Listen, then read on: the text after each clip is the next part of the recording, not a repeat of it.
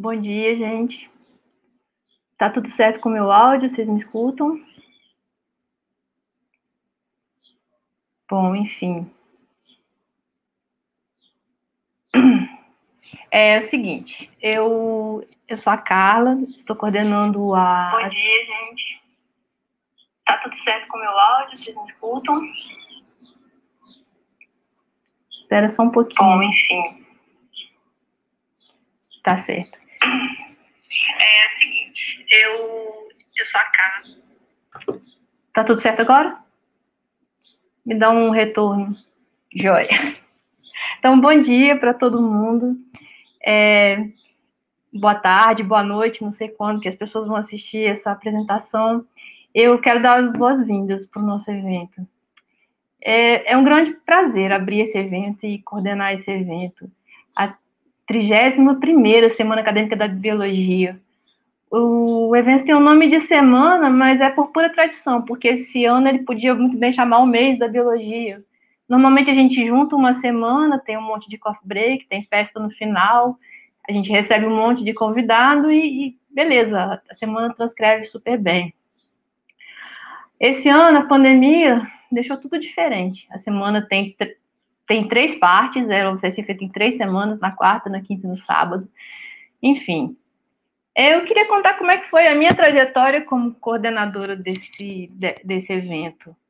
O Jefferson me contactou e ele disse que tinha uma coisa importante para falar.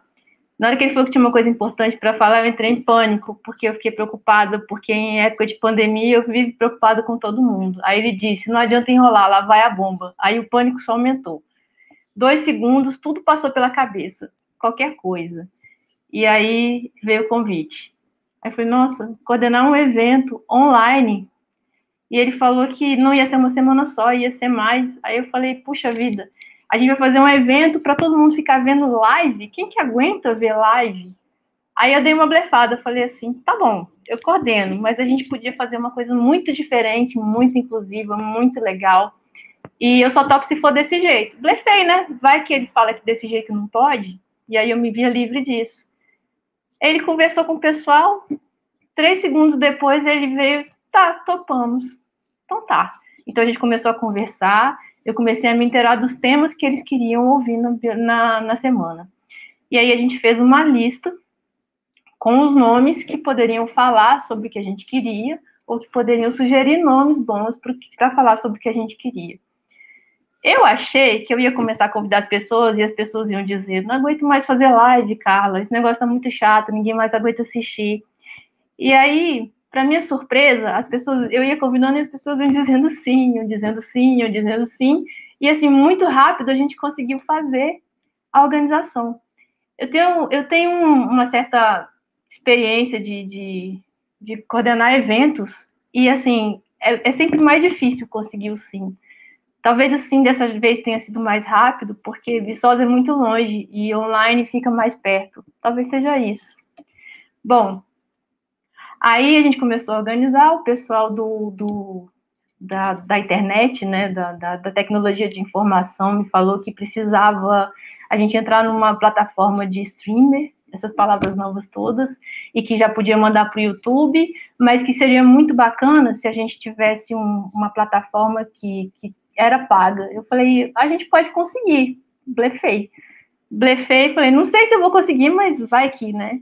Liguei para o João Marcos, que é o diretor do CCB, e imediatamente ele falou, não, vamos conseguir, vamos fazer, então a gente agradece demais a isso. Enfim, temos que agradecer para um monte de gente, então vamos lá.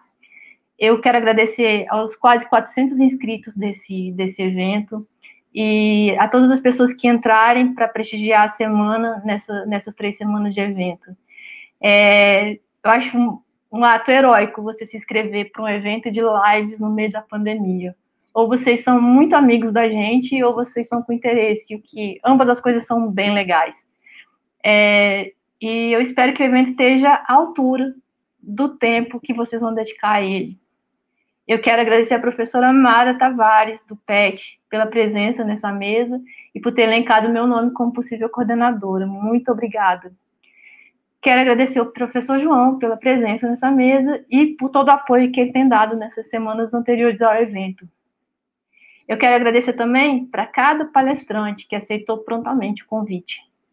Eu não vou citar nenhum nome, nem contar nenhuma história, porque eu não quero chorar e porque daqui a pouco começa a primeira palestra e eu tenho certeza que ninguém quer me ouvir a manhã inteira. Acho que esse evento, apesar de todas as dificuldades, vai ser incrível. Isso vai ser graças a vocês, palestrantes. Enfim, quero agradecer a organização do evento, ao pessoal do PET, do Centro Acadêmico. De verdade, vocês me surpreenderam muito com o SIM, com as artes, com a organização. A gente teve alguns problemas aí no caminho. Eu sou uma pessoa bem chata e insistente e, assim, não sei usar direito as tecnologias e nenhum de vocês quis o meu pescoço degolado. Pelo menos vocês não deixaram eu perceber isso online. Eu quero terminar isso falando uma coisa para vocês. Eu tô convencida que a geração de vocês é muito melhor do que a minha. Vocês têm menos preconceitos, vocês são mais abertos, vocês são mais informados. Eu torço e trabalho muito para ajudar vocês a ajeitar essa zoeira toda que a minha geração acabou fazendo e que era totalmente desnecessária. O mundo melhor agora, com pessoas melhores, não vem nada mal. A gente tem lutas a enfrentar e essas lutas têm nome. A gente tem que lutar contra a misoginia, contra o racismo e contra a LGBTQIA+ fobia. Espero que a gente consiga reverter isso tudo rápido. Eu quero viver para ver um mundo melhor, onde as pessoas se respeitem de verdade. Todo mundo precisa de gente como vocês, o planeta precisa de gente como vocês. Muito obrigada pela oportunidade de conviver mais de perto, apesar de longe, com vocês nessa organização. E agora eu quero passar a palavra para a professora Mara Tavares, tutora do PET. Bom evento para todo mundo.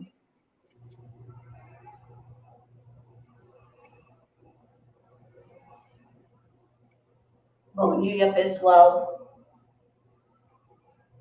Estão me ouvindo?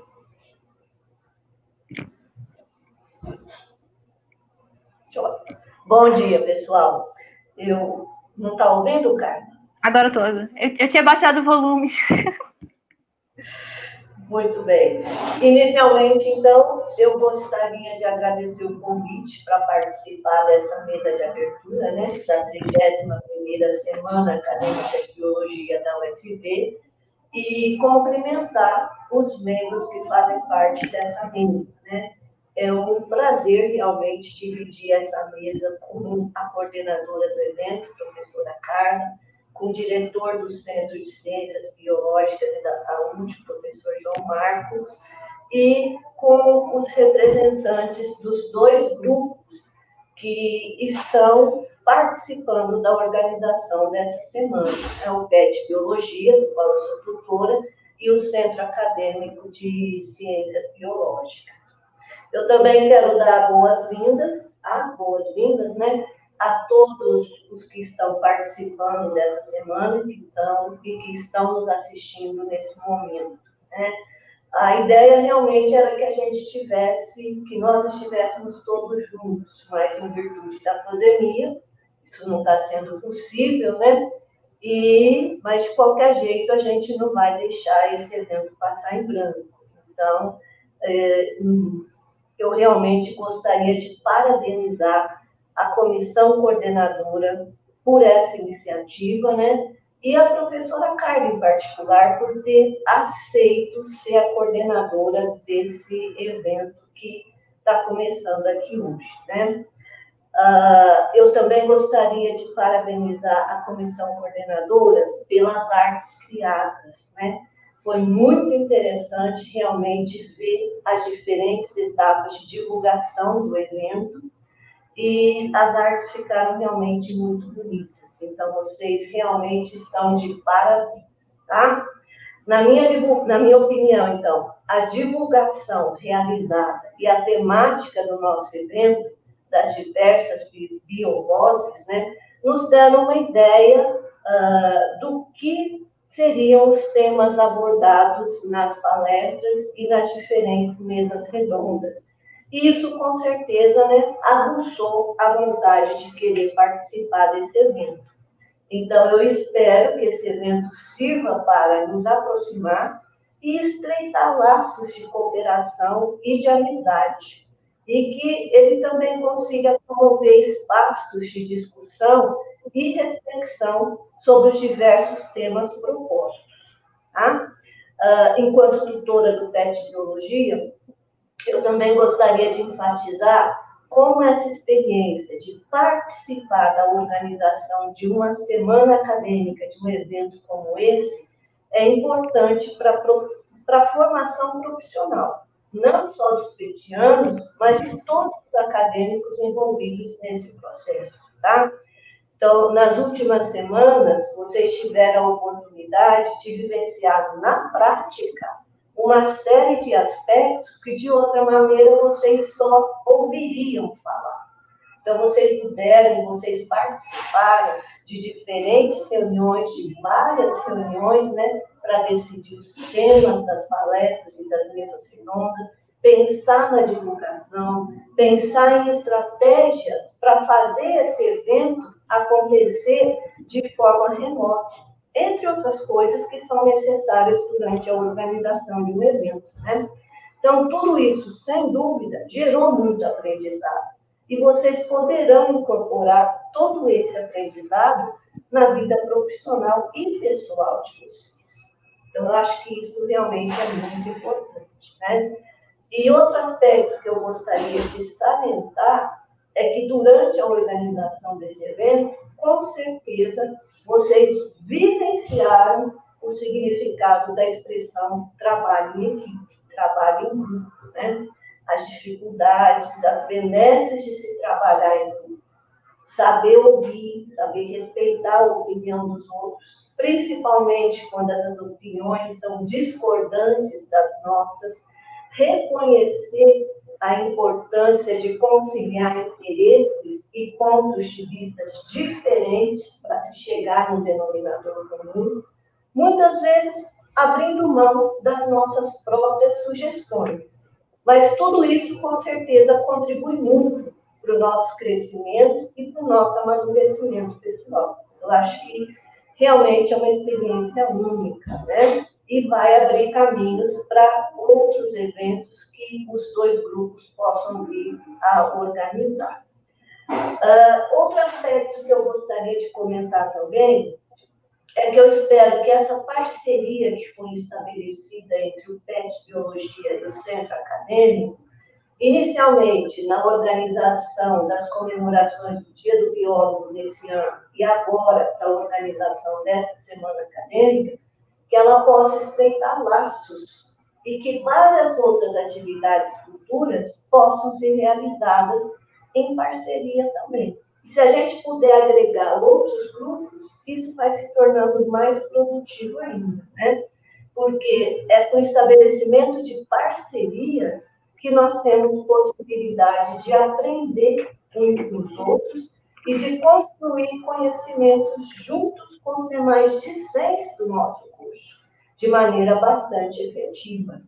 Então, com isso, nós conseguiremos estabelecer caminhos para promover a integração entre os acadêmicos do curso e dialogar com a sociedade. E, consequentemente, todos saem ganhando com essas parcerias, né?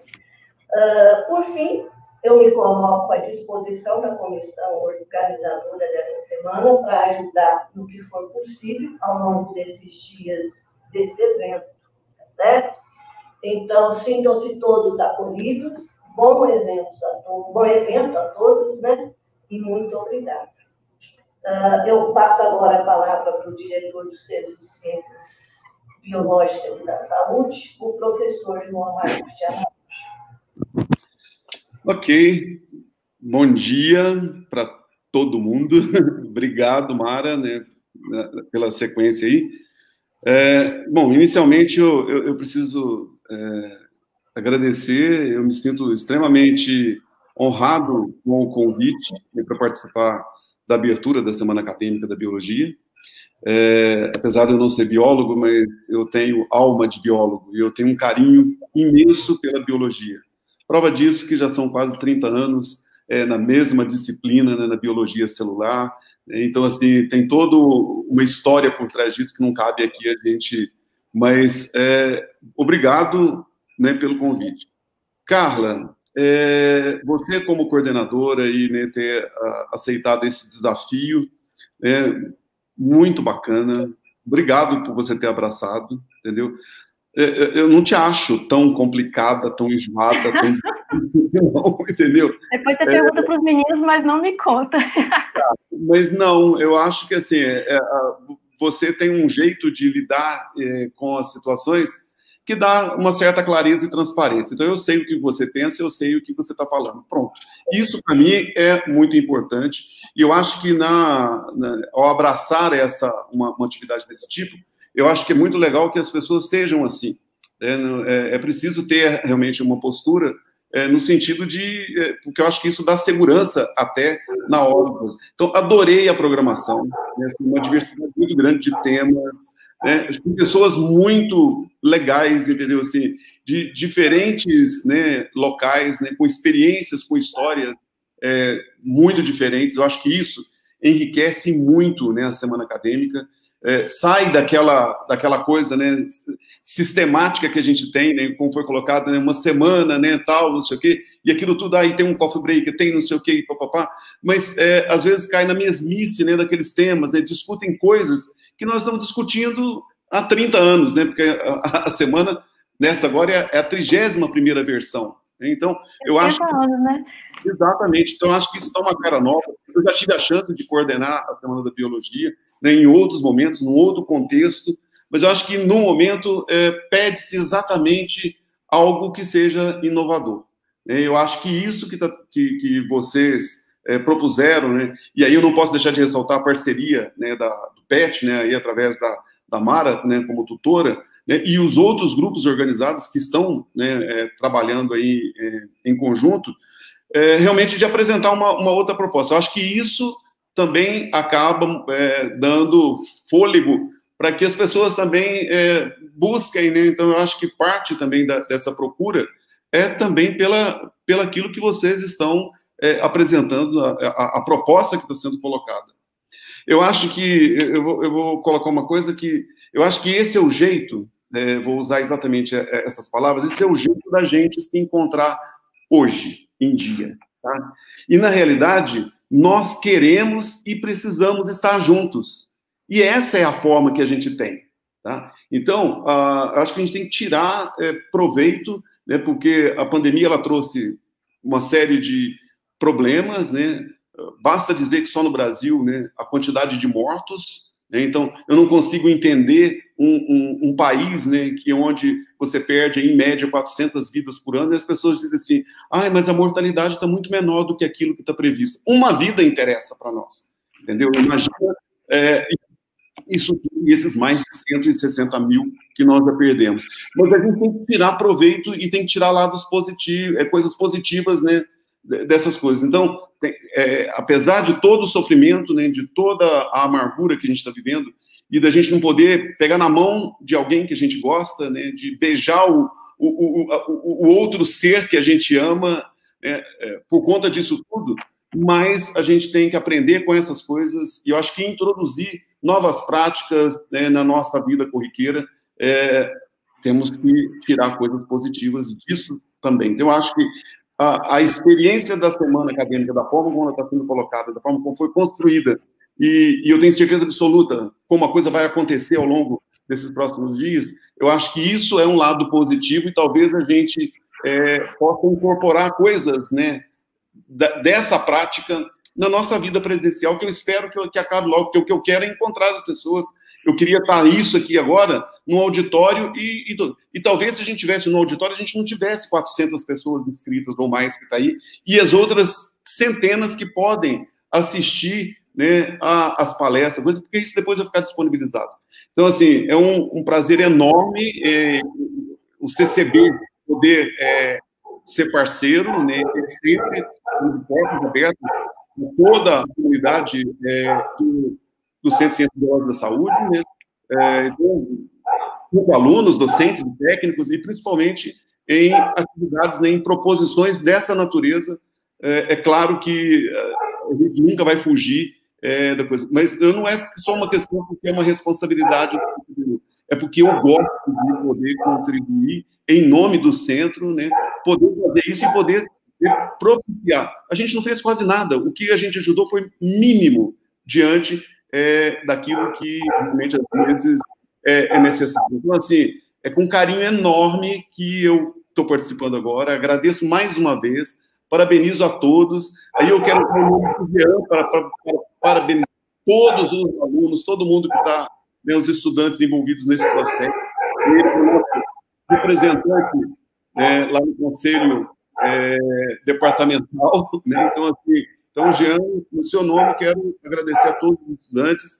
E, assim, espero que vocês tirem proveito disso, né? Os temas são interessantíssimos, eu acho que é um momento de uma oportunidade enorme de ouvir outras pessoas muito diferentes do nosso meio, do nosso dia a dia. Então, parabéns a todos, né? Carla, Mara, né? Todo mundo, técnicos, a gente aí está envolvido, né? Se não tiver diretamente daí, mas tem lá do CCB que está nos ajudando na surdina, lá nos bastidores.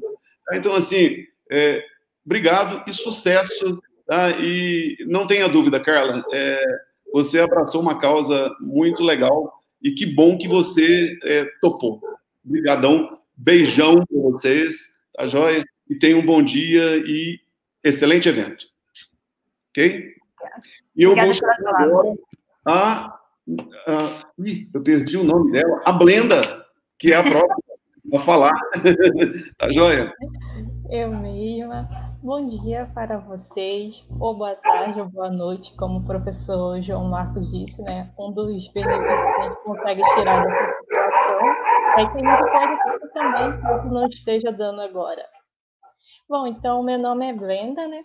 Eu sou graduanda do curso de Ciências Biológicas e estou aqui como representante do Centro Acadêmico da Biologia, CABio para os íntimos. O Centro Acadêmico é a entidade de representação dos estudantes, que também é composto por alunos que estão empenhados em fazer com que a voz de todos os alunos da biologia seja ouvida. Na nossa gestão, que é a gestão Alcateia, foi eleita em 2019 e desde então vem trabalhando a favor do direito de todos os estudantes. Nós estamos muito, muito contentes mesmo em poder contribuir com toda a organização da Semana Acadêmica, que provavelmente o evento mais importante para o nosso curso. Está sendo muito legal, a gente está tendo uma experiência incrível em toda a organização. E eu também preciso agradecer a Carla. Está sendo incrível ter ela como coordenadora. Eu não conseguiria pensar em alguém que teria essas ideias, sabe, sensacionais. E também a proatividade dela é invejável, um dia eu vou chegar nesse nível, mas está sendo muito bom. E ela tem uns amigos que também não deixam a desejar. Logo, logo vocês vão ver uma prova do que eu estou falando com a palestra da doutora Diana. Só que está sendo muito bom e esse está sendo um evento que eu nunca vi antes, para falar a verdade, de muita pluralidade, muitas coisas legais, coisas que são importantes a gente debater e debater com tanto carinho assim, não poderia ter combinação melhor. E também a gente está contando com a presença do PET, que, como a professora Mara disse, está sendo uma parceria incrível, que eu também espero que se prolongue, independente da gestão que estivermos. E para falar um pouquinho mais do PET também, eu vou passar a voz para a Ana. Bom dia, gente. Bom dia, boa tarde, boa noite, né? Como todo mundo disse. Eu sou a Ana Clara, eu estou aqui para representar o PET e eu vou fazer uma breve introdução para vocês do que é o PET, porque eu acho isso muito importante, porque muito pouca gente conhece o PET, mas não sabe o que o PET faz. O PET, que é o Programa de Educação Tutorial, ele foi criado em 1979. Ele é direcionado aos estudantes de graduação de universidades de todo o Brasil. Então, tem PET em todo o Brasil inteiro. Ele visa realizar atividades extracurriculares que complementem a formação acadêmica do estudante e que atendam às necessidades do próprio curso de graduação. O PET é desenvolvido por grupos de estudantes com tutoria de docentes. No caso, a nossa tutora é a Mara, E ele é organizado a partir de formação em nível de graduação nas instituições de ensino superior do país. E desculpa, gente, estou um pouco nervosa. É a primeira vez que eu faço um evento ao vivo. Assim.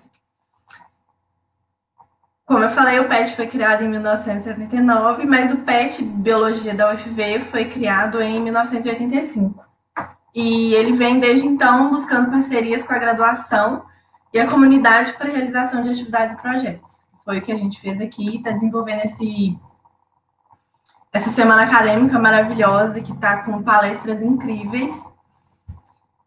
E eu acho que no mais é isso. A gente agradece muito os 400 inscritos que tiveram. Nossa, foi assim, a gente não imaginava que alcançariam tantas pessoas. A gente está muito feliz com isso. Gostaria também de agradecer aos palestrantes, a Carla, a Mara, enfim, todo mundo que fez essa semana acadêmica acontecer. E é isso, eu acho que eu volto a palavra para a Blenda agora.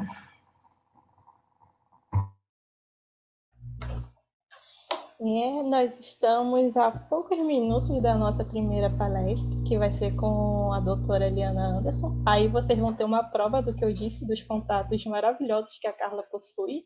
Então, até daqui a pouquinho. Logo, logo, às 10 horas, nós voltamos.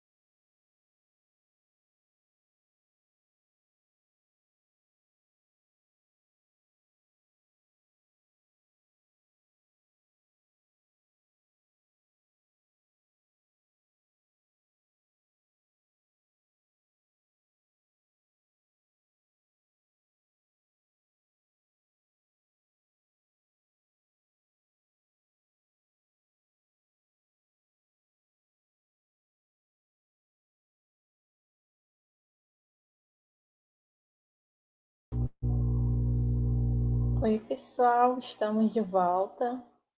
Agora nós vamos começar a nossa primeira palestra, mas antes eu vou fazer uma introdução. Então, para quem está chegando agora, o meu nome é Blenda, eu sou integrante do Centro Acadêmico da Biologia e vou fazer essa mediação. Eu estou muito contente em poder fazer essa, que vai ser a primeira, mas também estarei em outras, muito contente mesmo. E nessa vez nós vamos nos aventurar no tema o uso do sensoriamento remoto para quantificar riscos e impactos de queimadas e incêndios florestais na Amazônia, que será ministrado pela doutora Lianda Anderson, do Centro de Monitoramento e Alertas Florestais na Amazônia. Aí, para a gente ter ideia de que profissional incrível essa mulher, eu vou fazer um breve resumo. Ela possui graduação em Ciências Biológicas pela Universidade Estadual de Campinas, mestrado em Sensoriamento Remoto pelo INPE, que é o Instituto Nacional de Pesquisas Espaciais, que teve treinamento na Universidade de Maryland, nos Estados Unidos, doutorado pela School of Geography and Environment da Universidade de Oxford, e pós-doutorado pela Environmental Sharing Institute da Universidade de Oxford. Como o meu inglês é super fluido, como vocês puderam perceber, talvez eu tenha feito algumas pronúncias erradas, só que todas as referências vão estar ali para vocês conhecerem um pouquinho mais do trabalho dela, que é sensacional. Ela atualmente é pesquisadora da CEMANT, que é o Centro Nacional de Monitoramento e Alerta de Desastres Naturais, e onde ela vem trabalhando desde 2014. Então, depois de tudo isso que vocês puderam ver, quão incrível vai ser com vocês a doutora Lianda Anderson.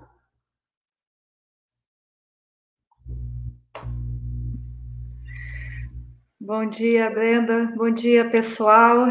Primeiramente, eu gostaria de agradecer a oportunidade de participar, de fazer essa palestra de abertura para vocês, falando sobre um tema que me é tão caro, a Amazônia, é um lugar tão especial, tão bonito, que eu amo muito, e tão importante, né, para a própria sobrevivência da vida no planeta. Eu me sinto particularmente inspirada, né, depois de escutar as palavras da mesa de abertura, da Carla, da professora Marta, do professor também. Então, bom, espero que vocês gostem. Blenda, eu vou compartilhar a tela. Eu vou pedir só para você, por favor, me dizer a hora que já estiver carregada.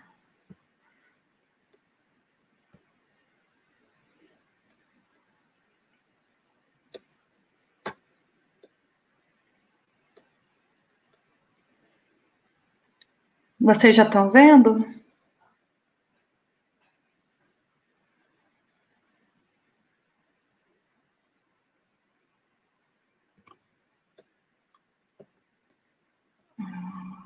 Consegue ver, tá ok. Eu tenho que sair da tela aqui só para...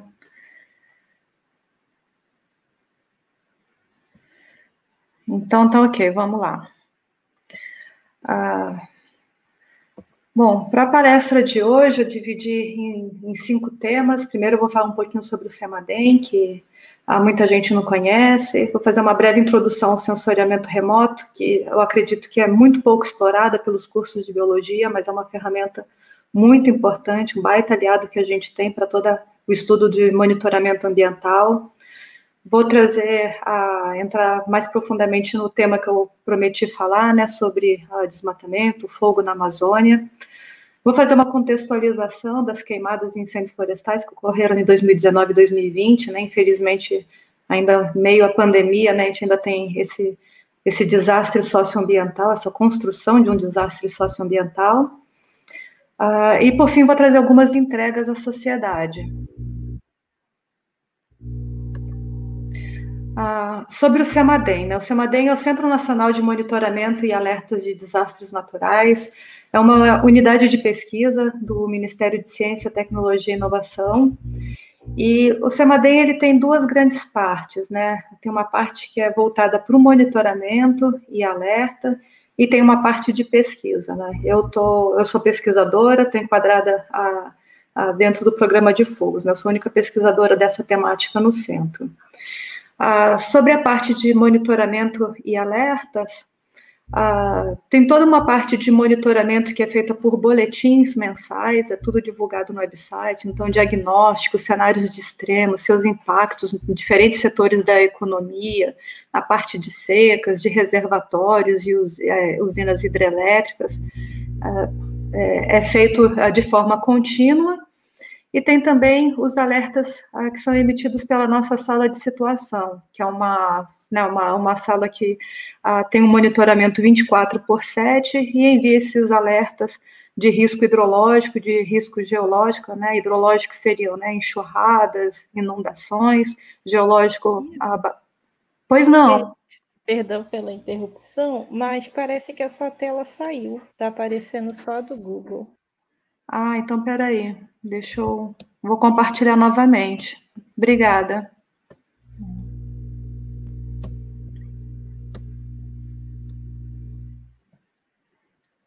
Que tal, Brenda? Deixa eu ver se apareceu. Continua só a gente. Só um minutinho que eu vou ver aqui com o nosso menino do TI. Tá. Eu deixei aqui no modo apresentação.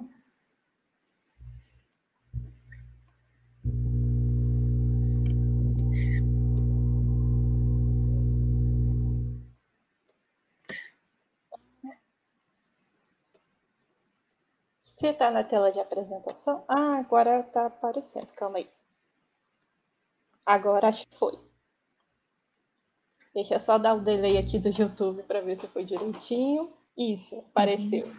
Apareceu? Então tá bom, vamos lá, vamos aprendendo, né, essas novas tecnologias. Leves problemas técnicos, mas agora foi. Tá ótimo. Bom, eu estava mencionando aqui, né, sobre a sala de situação, então tem os alertas de risco hidrológico e geológico, esses alertas eles são enviados para a Defesa Civil, vão primeiro, né, para o Senad, em Brasília, e eles mandam para a Defesa Civil, que são as equipes responsáveis pela resposta, né, então, quando necessário remover as pessoas das áreas de risco, né, todas essas ações que são importantes para proteger a vida. E da parte de pesquisa, né, somente para vocês conhecerem um pouco, tem a equipe voltada para o estudo da geologia, hidrologia, secas. Eu, na área de fogo, tem uma parte muito forte, muito bonita e também importante, né, que é focada na ciência cidadã. Então, convido a vocês a visitar o website do CEMADEM, tem dados, informações, relatórios, notas técnicas, né, tem uma série de materiais bem interessantes, tem 2 ferramentas também que podem subsidiar estudos de vocês, RAND e a plataforma de monitoramento de queimadas e incêndios florestais que nós desenvolvemos, mais para frente eu falo um pouquinho sobre ela. E, bom, eu trago essa imagem porque eu acho que ela é tão bonita, tão preciosa, né? O nosso planeta, tão único, né? No universo, até onde a gente tem conhecimento, único, que abriga a vida. E eu gosto dessa imagem também porque fica claro para a gente que, né, todas as fronteiras, elas são inexistentes, né? É um planeta só, a gente compartilha tudo, né? É quase um experimento fechado de grande escala, né? Estamos todos aqui, independente das culturas, das línguas, dos meios de vida. No fim do dia, todas as nossas ações, elas têm impacto, né, para todos que compartilham essa grande casa que é o nosso planeta. E com essa imagem, eu chamo a atenção para o sensoriamento remoto, que é pouco explorado na biologia, né? Durante a minha graduação, eu não tive oportunidade de conhecer essa ferramenta, então eu trago aqui, eu não sei se vocês têm no curso de vocês essa disciplina, mas é uma ferramenta que pode ser utilizada em todas as áreas de monitoramento ambiental. E só para entender um pouco mais a fundo como pode ser utilizada essa ferramenta, ela pode ser utilizada, né, através de processamento somente como a imagem, aquilo que você realmente consegue ver, mas é um dado que tem uma profundidade maior do que somente a parte, né, visual. Você tem, a bordo dos satélites, vocês têm os sensores, e dentro desses sensores vocês têm os detectores. E o que são esses detectores, né? Eles captam a energia, né, eletromagnética, né, o que reflete a superfície da Terra, né, reflete a energia que chega do Sol, é refletida, e aí você consegue monitorar isso nos diferentes comprimentos de onda. Então, a gente olha aqui no eixo X, né, vai de pequenos a grandes comprimentos de onda, nas diferentes, digamos, né, as cores que a gente vê aqui no visível, né, então, azul, verde, vermelho, infravermelho próximo, infravermelho médio, e, né, os comprimentos de ondas maiores associados ao canal, ao termal, né, a temperatura. E para a gente, aqui no eixo Y, a gente tem, né, o quanto os diferentes tipos de alvos, né, na superfície da Terra, eles podem refletir. Eu chamo a atenção aqui sobre a linha, né, como que é a reflectância da vegetação. Então, a gente sabe, né, que a clorofila das plantas, elas absorvem, né, no azul e no vermelho, refletem mais, portanto, né, no verde, né, a região do visível, por isso nós vemos, né, a vegetação em verde, mas tem uma reflectância muito maior, né, no infravermelho próximo, no médio, tem esses buracos aqui são áreas de absorção de água dentro da estrutura da planta, e aqui essas caixinhas com as cores são demonstrando onde são as bandas, né, que os satélites estão imagiando. Então, como você tem uma informação muito fina sobre, né, os diferentes tipos de alvo da cobertura, né, da cobertura do nosso planeta, você consegue fazer estudos bem interessantes, né, com uma boa precisão. Além de você identificar o fenômeno, você espacialmente tem um entendimento de todo o processo. Então, aqui é somente um exemplo, né, aqui a gente fez um estudo sobre a vulnerabilidade de florestas amazônicas à seca. Aqui a gente usa um índice de vegetação, então ele combina aquelas diferentes bandas que eu mostrei para vocês, né, do monitoramento da vegetação, para você extrair alguma medida biofísica de grande escala sobre, né, nesse caso, a floresta. Então, aqui são mapas que eu produzi, né, de 2005, 2010, 2015 e 2016, que são anos que tiveram, né, secas extremas na Amazônia, e essas áreas onde você tem uma coloração mais quente, né, puxando para o marrom, para o vermelho, são áreas que foram mais fortemente afetadas pela seca, ou seja, a floresta, ela mudou a sua resposta durante esses períodos. E, então, a gente tem uma ideia, né, visualmente, de onde são esses locais mais impactados, e a gente consegue quantificar a magnitude desses impactos, né? Então, vamos olhar para esse gráfico aqui, de 2003 a 2016, e aqui é o número de pixels, né, uma medida de área que sofreu tal impacto. Então, a gente vê, né, entre 2005, 2010, 2015 e 2016, né, a gente tem esse alongamento dessas curvas, né, são maiores áreas que foram afetadas, mas o que eu gostaria de chamar a atenção aqui é que se a gente olha para esses tons mais escuros, que são as áreas mais afetadas, né, depois de 2 grandes secas, quando veio a terceira grande seca, a floresta amazônica parece que ela sentiu muito mais. Então, você tem mais áreas que foram impactadas mais negativamente. Então, esse é um tipo de estudo, né, que eu acho que é muito bonito e traz uma ideia do que pode ser explorado por vocês na biologia. E eu trago aqui alguns outros exemplos, né, dessa ferramenta para tentar, talvez seja provocar vocês a buscar conhecer um pouco mais, né, sobre o sensoriamento remoto. Então, mapeamento de cianobactérias, mapeamento de algas marinhas, monitoramento de animais feitos por satélites, né, a gente vê que tem dados, né, de diferentes resoluções que a gente chama resolução espacial, então maior detalhamento daquilo que você está observando, ou uma visão mais geral, abrangendo uma maior superfície da Terra. A partir do entendimento da paisagem, você pode fazer estudos, né, associando, por exemplo, ao padrão de diversidade de aves, ou o próprio estudo da estrutura da floresta, da estrutura de árvores, né? Então, tem uma gama muito grande de estudos, né? Então, deixo essa provocação para vocês irem conhecer um pouco mais sobre essa ferramenta. E agora eu já vou entrar no tema central dessa palestra, né? Vou falar sobre o fogo na Amazônia.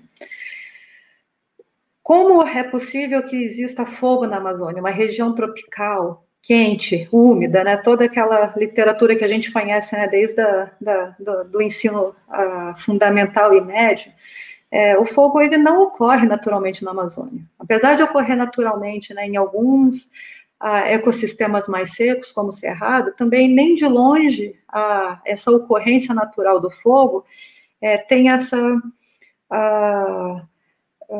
repetitividade, né, que a gente vê ano após ano, né? Então, o fogo ele é presente, por exemplo, no ambiente de Cerrado, né, como no Pantanal, como a gente viu, mas nunca nas escalas que são observadas. Então, como o fogo ele entra na Amazônia? É através do processo de desmatamento. E por que o processo de desmatamento importa? Bom, nesse gráfico eu apresento para vocês aqui a concentração de CO2, as emissões, né, atmosféricas anuais, de 1960 a 2018. E temos aqui duas grandes curvas, né? Essa curva aqui que é a maior contribuição, que é do fossil fuel, né? As emissões dos derivados de petróleo. E aqui abaixo, a contribuição para as emissões devido à mudança do uso da terra.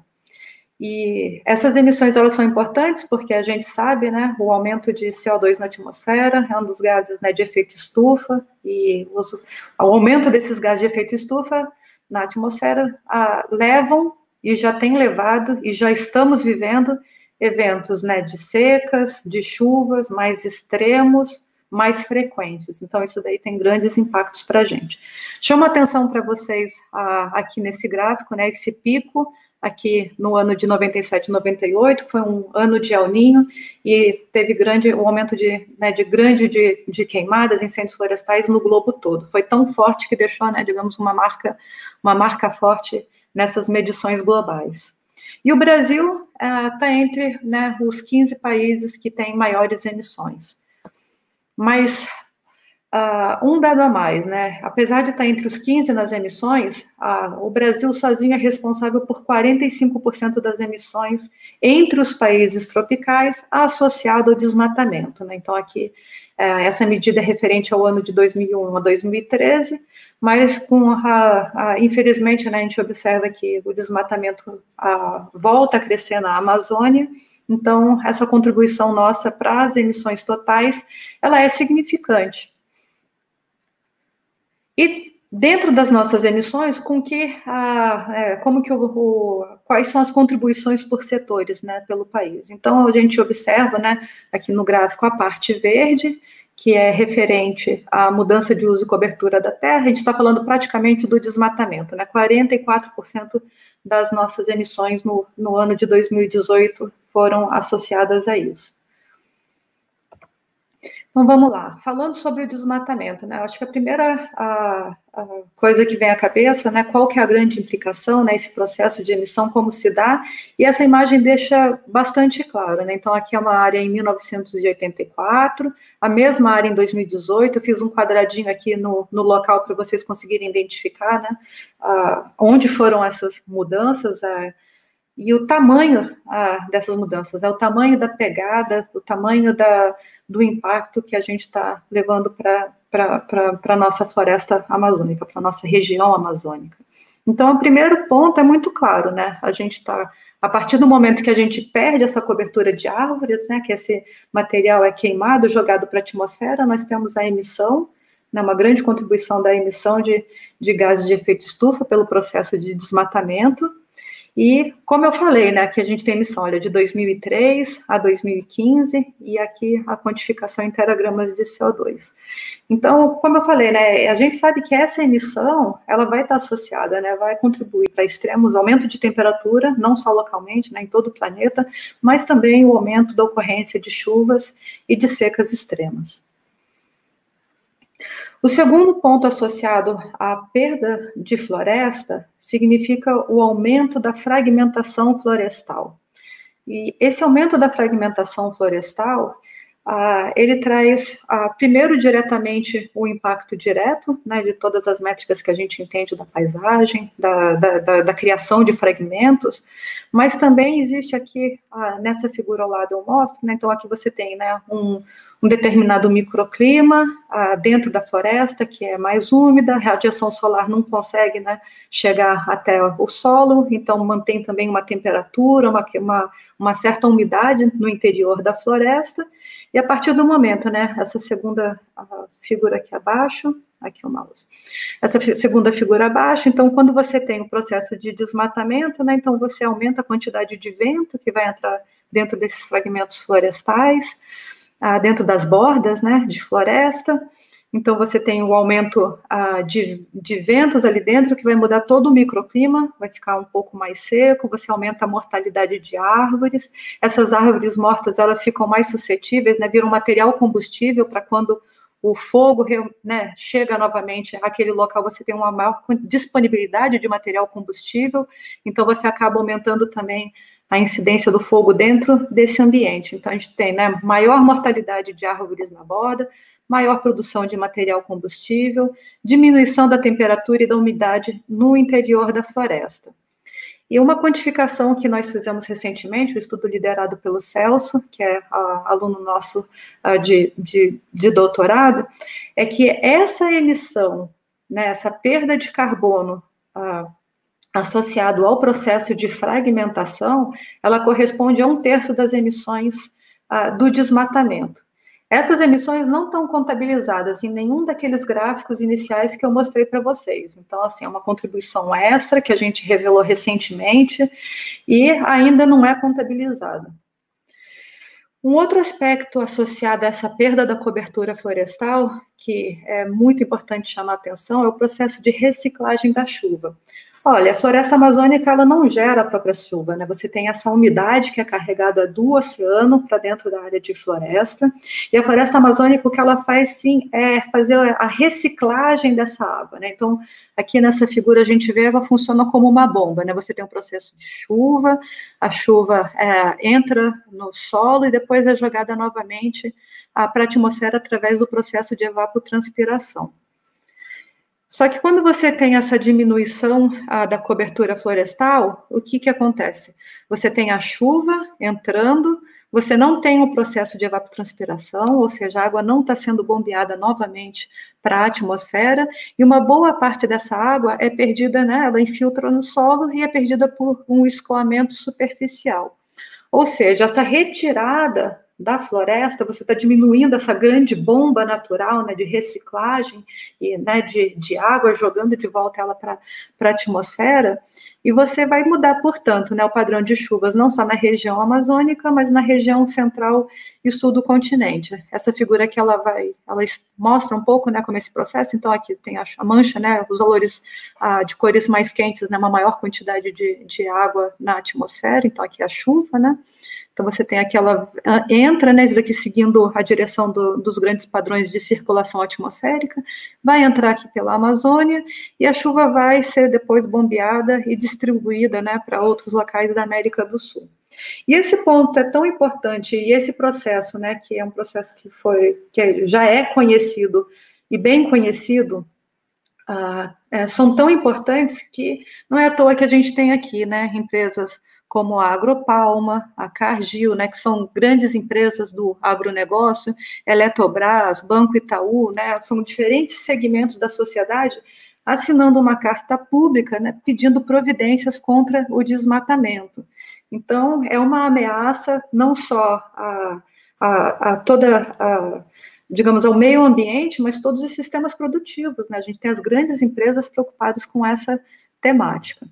E o processo de desmatamento, ele necessariamente é seguido do uso do fogo. Então, como se dá esse processo? Você tem aqui, né, uma imagem aérea mostrando áreas de florestas, esse verde mais escuro, essas áreas um pouquinho, que muda um pouco, né, a sensação de textura, né, aqui você já tem a floresta, né, posta abaixo, então são os troncos, são as árvores, e o processo que se dá para eliminar essa biomassa é o fogo. Então você vai juntando, fazendo ilheiras e queimando, até que você elimine todo aquele material para poder fazer algum uso produtivo, né, de agricultura ou pecuária naquele espaço.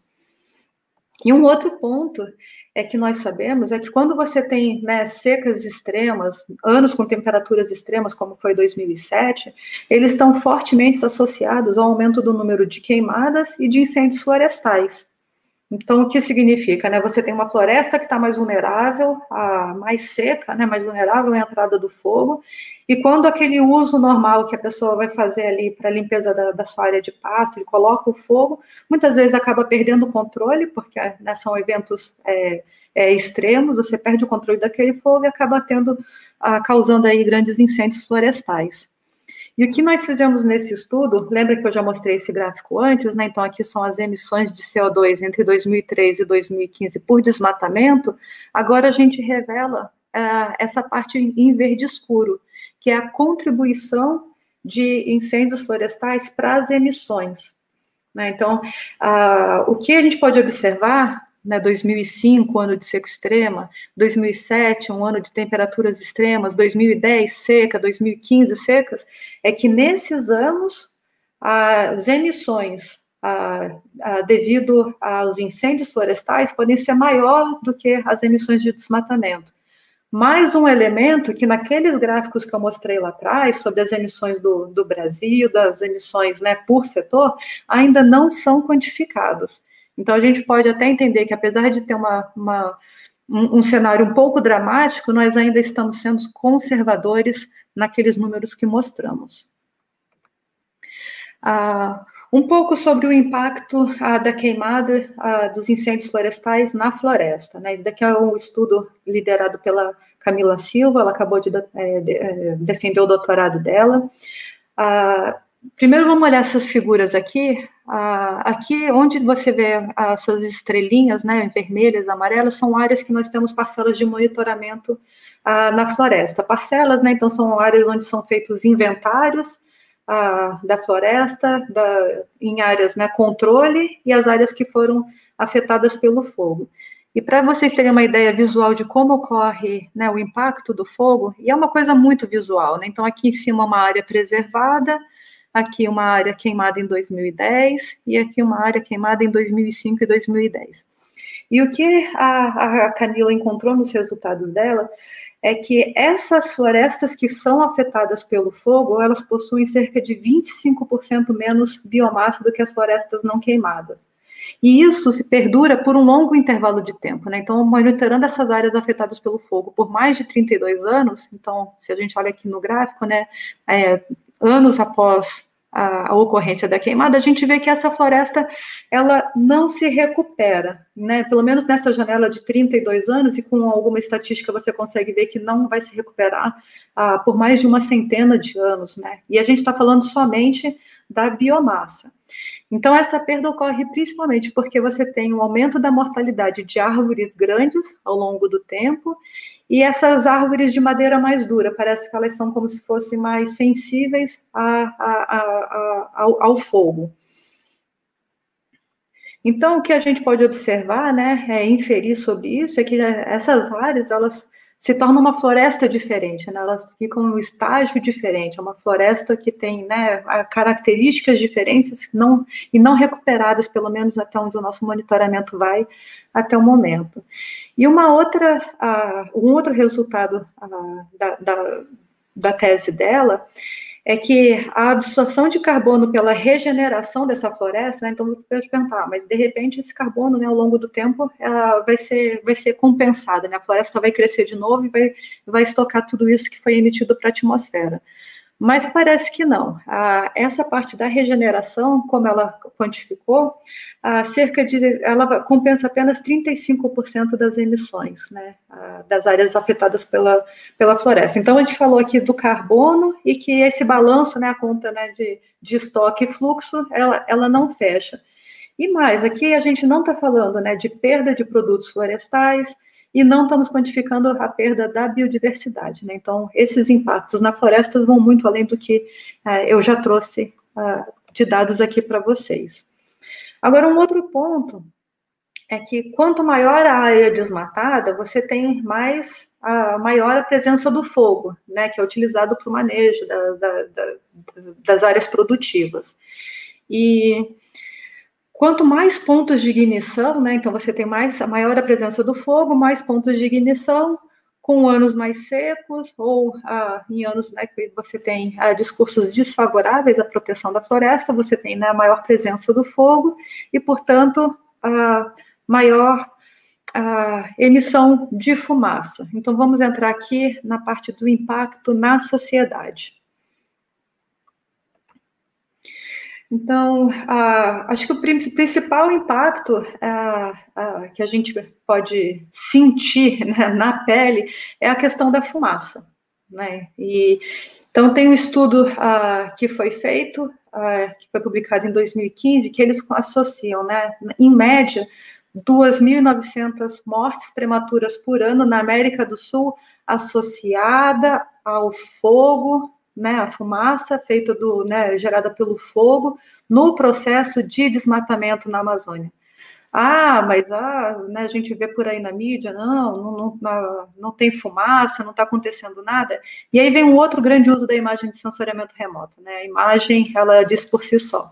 Se vocês conseguem reconhecer, aqui, né, são os Andes, aqui é um grande trecho pegando a parte sul da Amazônia, né, quase não consegue ver, aqui a gente está no sul do Mato Grosso, a Rondônia, o Acre está para cá, aqui Mato Grosso pegando um pouquinho do Pará, e tudo isso que vocês estão vendo aqui é fumaça, né, associada a queimadas, associada ao desmatamento, associada aos incêndios florestais. Essa imagem aqui do dia 23 de agosto de 2010. E tem esse relatório que é muito, muito interessante, foi feito, né, chama-se O Ar Insuportável, e eles fazem um diagnóstico para o ano de 2019. 2.195 internações hospitalares devido a doenças respiratórias atribuíveis às queimadas do ano de 2019. 21% dessas internações foram em bebês, né, crianças com menos de 1 ano de idade. Ou seja, as ações que a gente está fazendo agora já estão impactando a próxima geração que está por vir. Com esse ano, ainda temos um agravante, que obviamente é a Covid-19, essa pandemia. E em 2020, foram cerca de 20% a mais de focos de calor do que em 2019. Focos de calor, focos de fogo, né? Então, mais fumaça do que foi contabilizado em 2019. 40% a mais do que em 2018. Então, veja que a gente está em uma reta ascendente aí da ocorrência de fogo, que não é interessante nem para a nossa sociedade, nem para o meio ambiente, mas nem para ninguém, e principalmente as pessoas, né, da América do Sul que são afetadas por essa fumaça. Aqui é uma imagem do website Acre Qualidade do Ar, que são sensores né, que medem qualidade do ar, e a gente pode ver, né, dia 12 de agosto de 2020, né, quanto mais quente as cores, né, pior essa qualidade do ar, e a qualidade do ar na Amazônia é muito associada na estação seca, prioritariamente a fumaça, né, de queimadas de pastagem, de desmatamento e incêndios florestais. Então, a gente não só observa, mas também quantifica, né? A gente tem que combater essas desinformações com fatos e dados. Então, a gente tem tudo na mão para convencer a sociedade sobre o que está acontecendo. E um outro aspecto interessante, esse daqui é o estudo do Wesley Campanharó, ele é meu aluno de doutorado, e o que ele faz aqui é combinar diferentes produtos de sensoriamento remoto para avaliar a perda econômica associada às queimadas e incêndios florestais. Esses números que estão apresentados aqui na tela referem-se somente às perdas econômicas no estado do Acre. Então, entre 2008 a 2012, mais de 300 milhões de dólares, então não são números pequenos, né?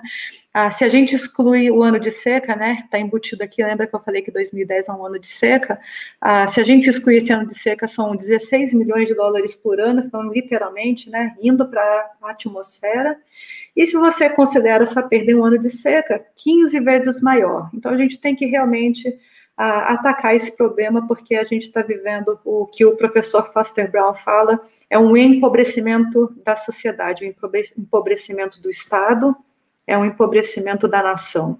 Então, as queimadas de incêndios florestais precisam realmente ter uma abordagem estratégica e séria para a gente diminuir esses impactos. E o que a gente pode esperar para o futuro? Olha, esse estudo é da Marisa Fonseca, ela que liderou, e o que ela faz é avaliar a mudança da probabilidade do fogo para o final do século. Então, aqui é um cenário otimista, as cores mais quentes é a maior probabilidade, né, da ocorrência do fogo. Então, aqui é um cenário otimista e um cenário pessimista. Então, primeiramente, o que quantifica é que as maiores mudanças, né, nessa probabilidade do fogo refere-se ao mês de outubro, né, por quê? A gente está vendo o prolongamento da estação seca, então a estação de queima, ela fica mais longa, então você tem a presença do fogo por mais tempo na Amazônia. Se quantificarmos somente a contribuição do clima, né, a mudança do clima para o final do século, a probabilidade de mudança entre 7% a 28%, e se combinar a mudança do clima mais as projeções de mudanças do uso da terra, de 10% até 73%. Então, mesmo olhando para os cenários mais otimistas, a gente ainda tem uma grande contribuição, então isso enfatiza essa necessidade de atacarmos esse problema. Então, né, de uma forma a resumir essa ideia, o fogo na Amazônia ele representa uma construção antrópica, o fogo tem origem, né, pelas ações humanas, e é uma construção de um desastre socioambiental não na escala local, mas de grande escala, com impactos, né, do ciclo do carbono, no ciclo de chuvas, né, podendo afetar todo o planeta. Deixa eu ver como é que eu estou com o tempo aqui. Tá, ainda tem um tempinho, então vamos falar um pouco sobre as queimadas e incêndios florestais nos últimos 2 anos, né, que foi um tema bastante polêmico na mídia nacional, na mídia internacional, e a gente tem que trazer, né, fatos e dados para a luz dessa discussão. O primeiro ponto, né, todo desmatamento é sempre seguido de queima. Então, essa avaliação é uma nota técnica do IPAM, o que eles fizeram foi olhar para as áreas que foram desmatadas no ano de 2019 e ver quais foram as áreas que queimaram e não queimaram. Então, de todo o desmatamento do ano de 2019, 55% dessas áreas queimaram, 45% dessas áreas não queimaram. Aqui já é um grande alerta sobre a expectativa ou o conhecimento que, se não queimou no ano passado e foi desmatada, ora, essas áreas vão queimar esse ano. Se não queimar esse ano, vão queimar no ano que vem. É uma bomba relógio. E a gente sabe onde essas áreas estão. Então, é possível realmente fazer medidas, ações que direcionem a força, né, que temos nas instituições públicas para atacar esses crimes ambientais. E um outro ponto que é bastante importante, né, a gente avaliar é onde o fogo está ocorrendo, né, podemos falar que quem são os responsáveis, né, por essas queimadas. Então, aqui é um outro gráfico que eu gosto bastante de uma outra nota técnica que eles publicaram. Olha, 52% do fogo é passível de responsabilização imediata. O que eu quero dizer com isso? É o fogo que está ocorrendo dentro de propriedades privadas e é o fogo que está ocorrendo né, em assentamentos rurais. Ou seja, você consegue chegar ao CPF, ao CNPJ do responsável por aquela área.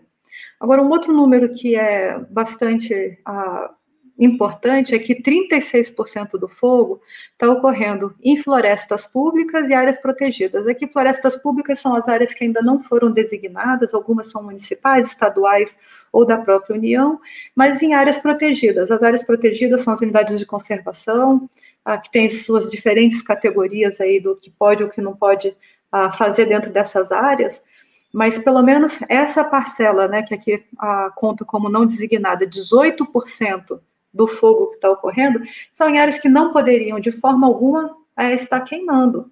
Né? São áreas da União, nossas áreas, né, do Estado brasileiro, do povo brasileiro. Né? A gente não pode permitir, é um crime contra cada um e a todos nós. A gente não pode permitir que isso realmente ocorra.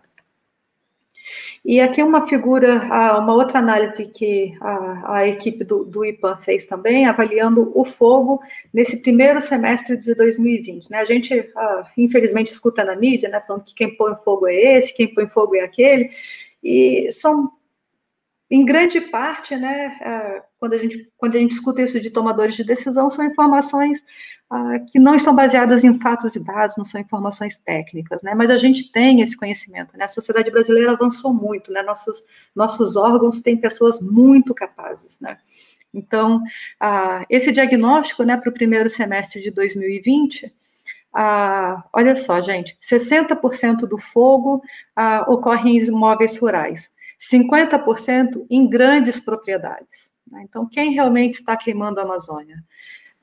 11% em assentamentos rurais. E 14% do fogo desse ano, né, em florestas públicas, em áreas protegidas. Né? Então, a mensagem aqui, deixa eu ver se eu coloquei. Então, olha, a gente sabemos, né, nós sabemos onde está ocorrendo fogo, quando esse fogo ocorre, e de uma certa forma podemos chegar, né, em quem está queimando. Então é necessário, né, realmente termos ações para responsabilizar esses atores pelos seus crimes ambientais. E para isso a gente precisa, né, primeiro um planejamento a curto, a médio, a longo prazo. Precisamos, né, de ações integradas de inteligência, não para pegar aquela pessoa que está ali riscando fósforo, mas potencialmente para quem também está financiando aquele fósforo ser aceso naquele determinado local, principalmente nas áreas, né, que são as áreas públicas, né, nas florestas, nas unidades de conservação, nos territórios indígenas, quando esse fogo está ocorrendo de forma ilegal nessas áreas. Então, a gente precisa realmente de um plano estratégico, nós temos, né, a capacidade dentro do Estado brasileiro, como eu falei, né, nas instituições, tem corpos técnicos de altíssimo nível, e a gente tem plenas condições de realmente abordar e minimizar, quem sabe, eliminar esse problema para os próximos anos. Mas isso precisa, obviamente, de investimento e uma vontade política. Agora vamos falar de algumas coisas boas, né, para inspirar um pouco, né, de entregas para a sociedade. Eu trago aqui resultados do projeto MapFire, que eu coordeno junto com um grupo grande de pesquisadores do Brasil, do Peru, da Bolívia, dos Estados Unidos. A primeira parte refere-se, bom, como é que a gente muda o nosso futuro?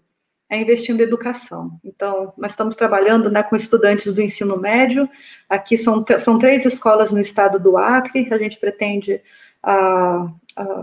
alcançar escolas, né, da região transfronteiriça, né, do Peru, da Bolívia.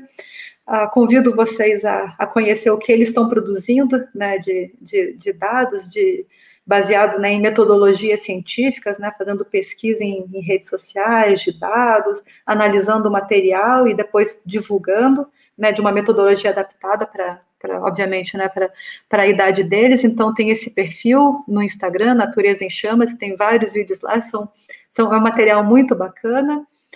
Tem um blog também, e aos poucos, conforme eles vão produzindo esses materiais, a gente vai ajudando a divulgar e populando nossos canais, né? O projeto MapFire tem Instagram, Twitter, Facebook, YouTube. Bom, tentamos estar em todas as mídias aí para dar maior visibilidade para toda a sociedade, né, sobre as ações que nós estamos fazendo no âmbito desse projeto. Tem a formação também de jovens pesquisadores, né, então alunos, né, PIBIC, mestrado, doutorado, pesquisadores assistentes.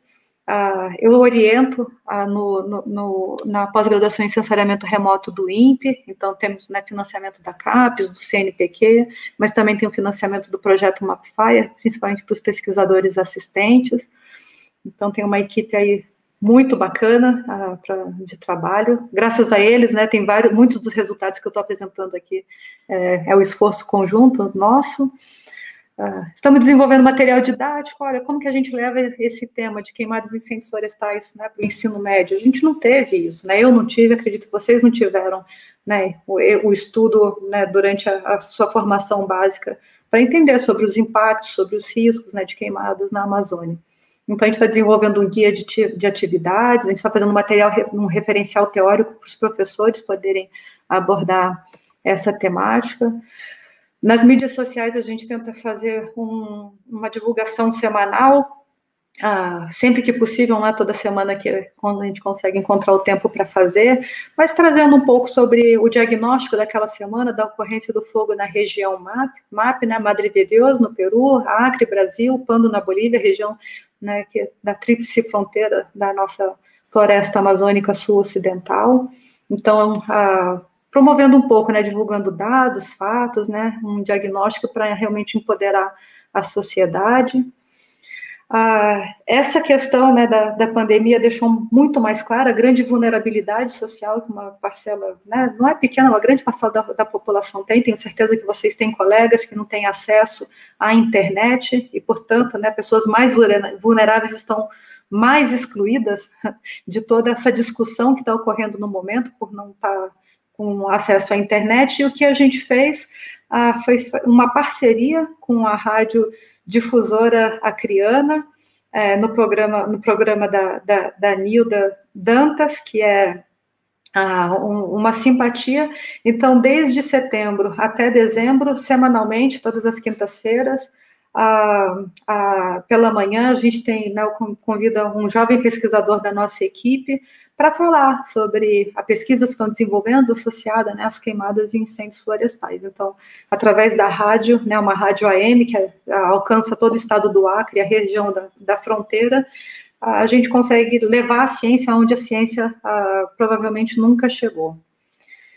A plataforma de monitoramento que nós desenvolvemos para essa região da Tríplice Fronteira, que tem um endereço para quem quiser depois ver como funciona, é para gestão do risco e dos impactos de queimadas e incêndios florestais, tem uma série de dados ali dentro. A gente tem feito capacitações, até o momento são mais de 500 pessoas já capacitadas nos 3 países para usar a plataforma. Ela é muito amigável.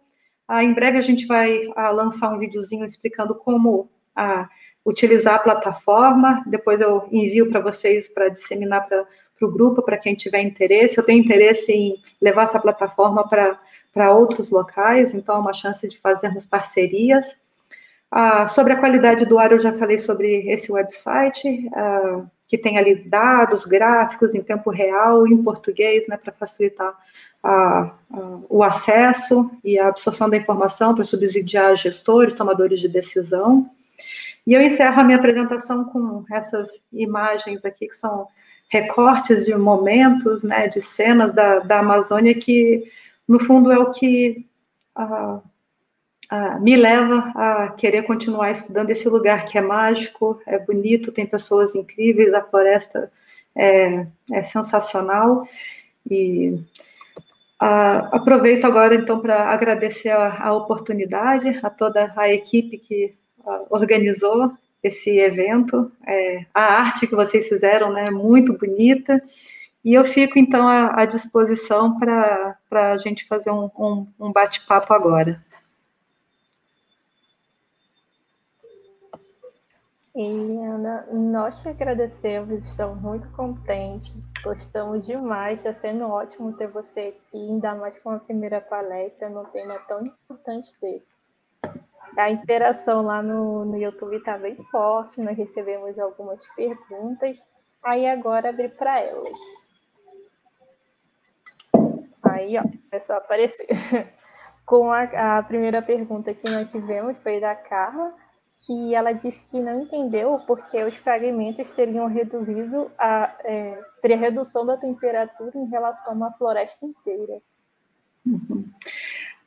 Quando você tem, vamos imaginar um pequeno fragmento cercado, por exemplo, por uma área de pastagem, aquela temperatura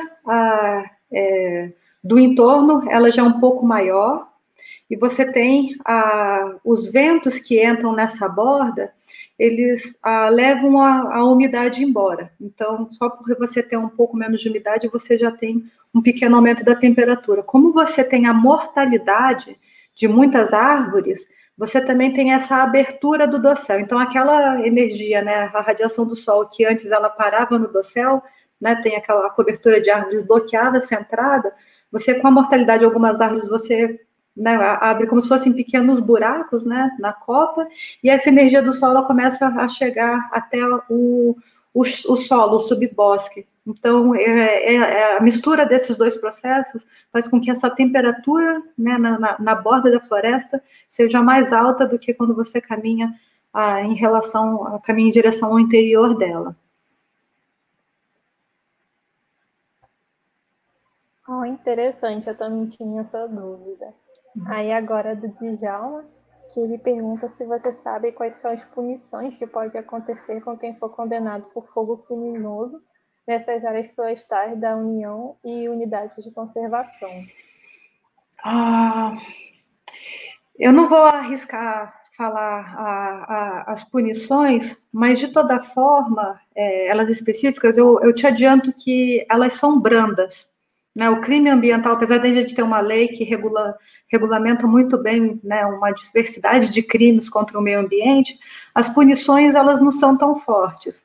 Então, em uma conversa que eu tive a chance de ter com um promotor, ele explicou que talvez o melhor caminho seja que essas pessoas que, né, cometeram esses crimes ambientais, ao invés de pagarem somente pelo crime, que no final das contas, né, não vai ser um valor tão expressivo, elas sejam obrigadas, né, comprometidas a restaurar aquele dano que elas causaram.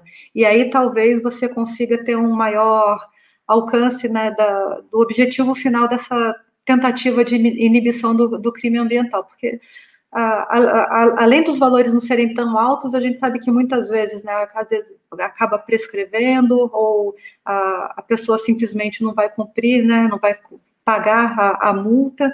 Então a gente precisa pensar em outros mecanismos aí para garantir que isso vai voltar. Minha opinião particular, esses crimes eles tinham que ser altíssimos, né? Eu acho que os crimes tinham que ser tratados quase como uma tentativa de homicídio à sociedade, né? A gente está colocando em risco não só aquele pedaço de floresta, as pessoas no entorno, mas toda a população global. Então, eu entendo até que a gente deveria ter mãos mais pesadas para a punição, além dessa visão de você dessa visão de ser necessário você trazer o reparo ao dano causado.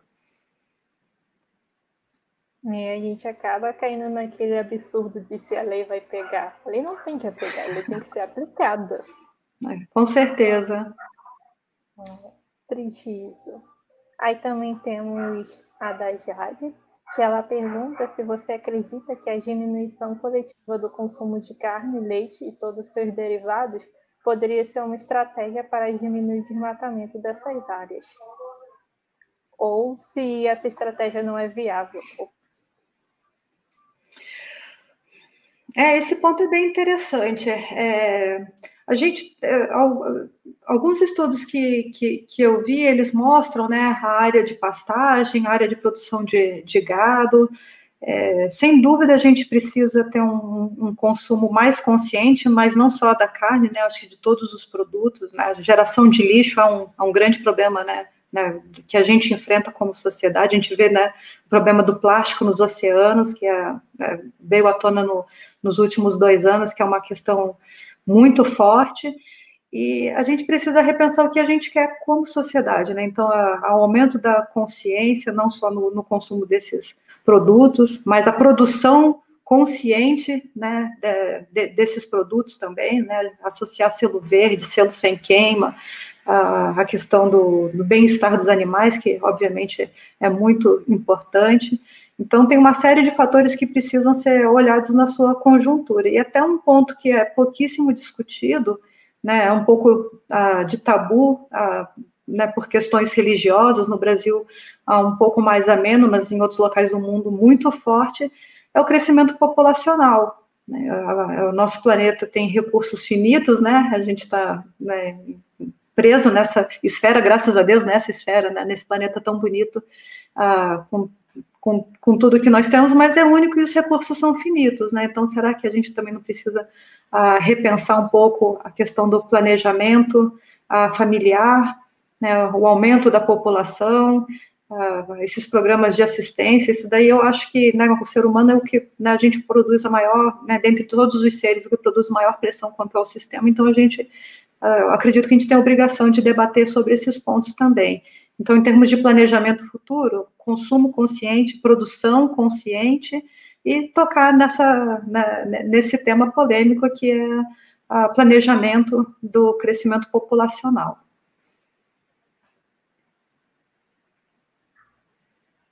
Sim, realmente são coisas que fazem pensar que a gente não vê muito, né, sendo discutido. Uhum.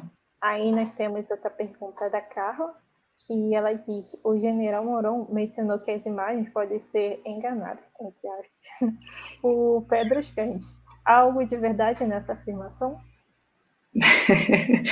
Eu gostei da forma delicada que foi colocada a pergunta.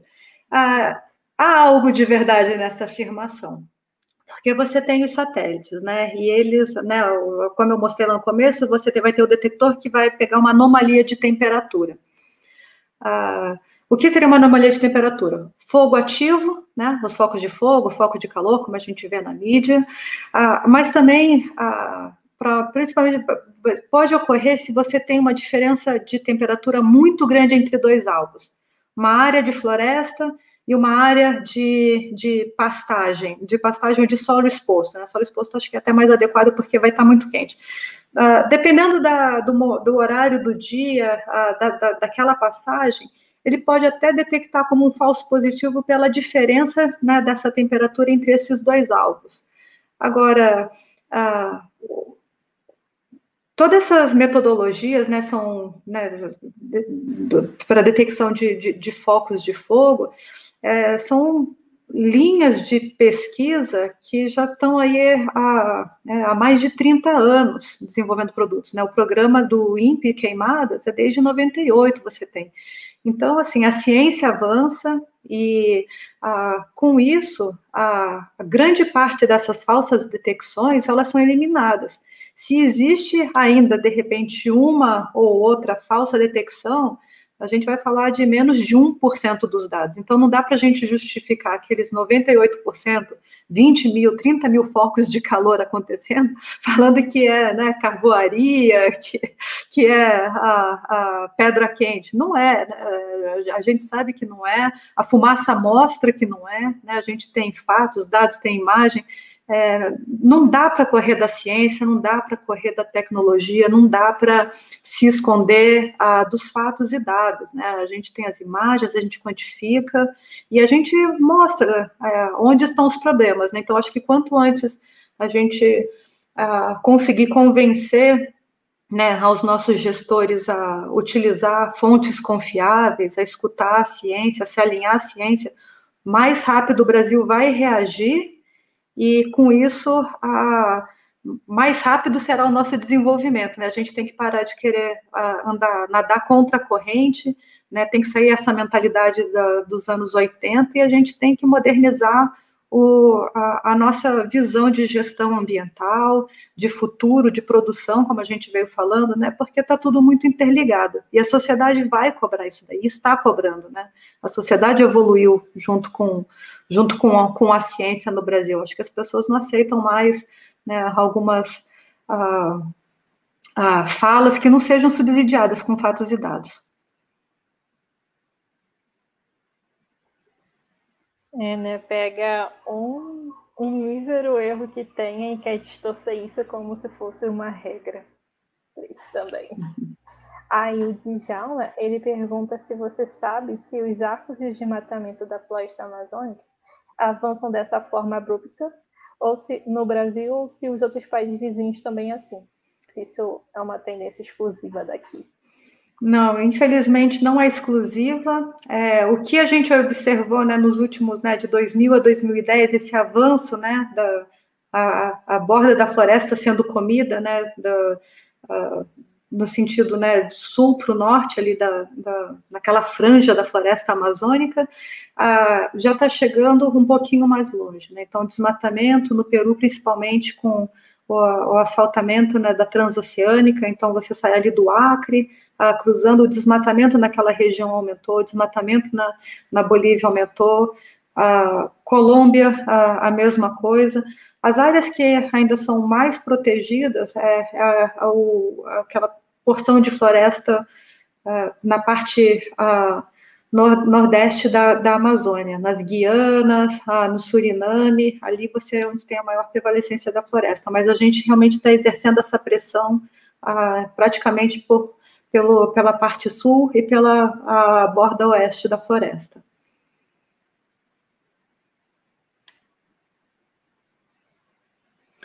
Vou aproveitar aqui esse minuto. Se você tiver interesse em ver as estatísticas, os dados, a dissertação de mestrado do Celso, ele aborda isso. Celso Silva Júnior, você entra na biblioteca virtual do INPE, e aí ele analisa a pressão por desmatamento dos países vizinhos também. Então, lá você vai encontrar mais dados para essa sua dúvida. É triste a situação que ocorre aqui, mas mais triste ainda saber que não é uma exclusividade, que só agrava mais o problema. Com certeza, Blenda. Aí também uma dúvida do Gustavo, que ele pergunta se o SEMAGEM atua somente no monitoramento e alerta, ou se trabalha também junto com os órgãos de contenção do desmatamento e queimadas.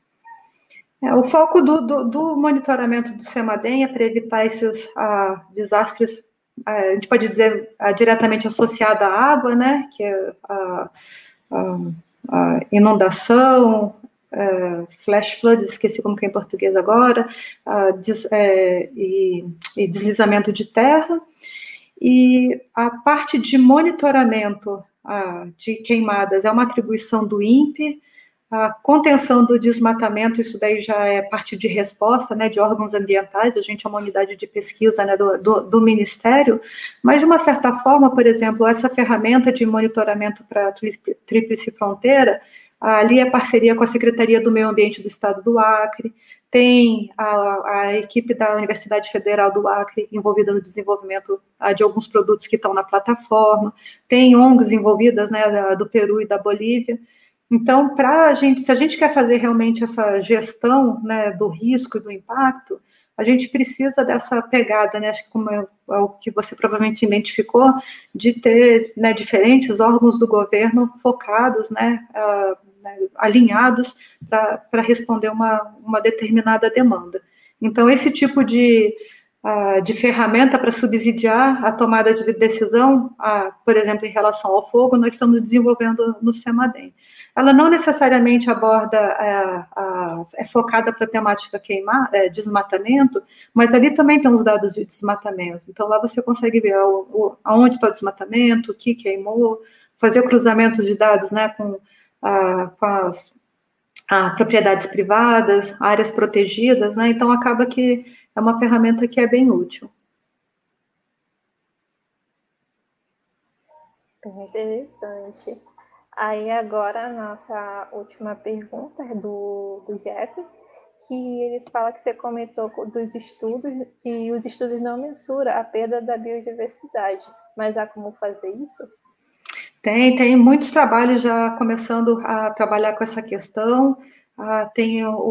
Se vocês olharem, procurarem projeto Sem Flama, e RAS, Rede Amazônia Sustentável, eles trabalham com parcelas de monitoramento na Amazônia, olhando para a biodiversidade. Então, tem o trabalho do Felipe com besouros, tem o trabalho da Liana com aves, tem trabalho, a Érica está focada bastante com a parte do carbono, mas assim, a forma de você conseguir, pelo menos para a parte florestal, abordar essa perda de biodiversidade é a gente dar um passo a mais, né? É um pouco mais caro você planejar esses inventários com essa parte da identificação das espécies, mas a gente já está fazendo revisita a alguns locais para avaliar isso. Acho que o doutorado do Isaías Brasil lá na UFAC vai abordar prioritariamente essa questão do impacto do fogo na biodiversidade de árvores, então já tem alguma literatura sobre isso. Ainda é incipiente, a gente precisa, né, de mais pessoas interessadas na temática, com mais dados, e não só para a Amazônia, né, para os outros biomas também, para a gente entender toda a magnitude dos impactos das queimadas, dos incêndios florestais.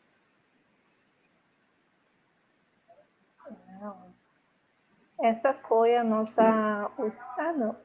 sim, está certo. Essa foi a nossa última dúvida. Gostaria muito mesmo de agradecer a sua presença. Foi ótimo contar com você. Abrimos um grande estilo. Muito obrigada. Agradeço você, Brenda, a simpatia. Muito, muito, muito legal os comentários. Adorei as perguntas. Se quiserem entrar em contato, estou à disposição e desejo um ótimo evento, boa semana, boa palestra para todos. Muito obrigada. Todo mundo também amou, como você pode ver aí pelos comentários. Foi incrível. Até mais. Tchau, tchau. Tchau.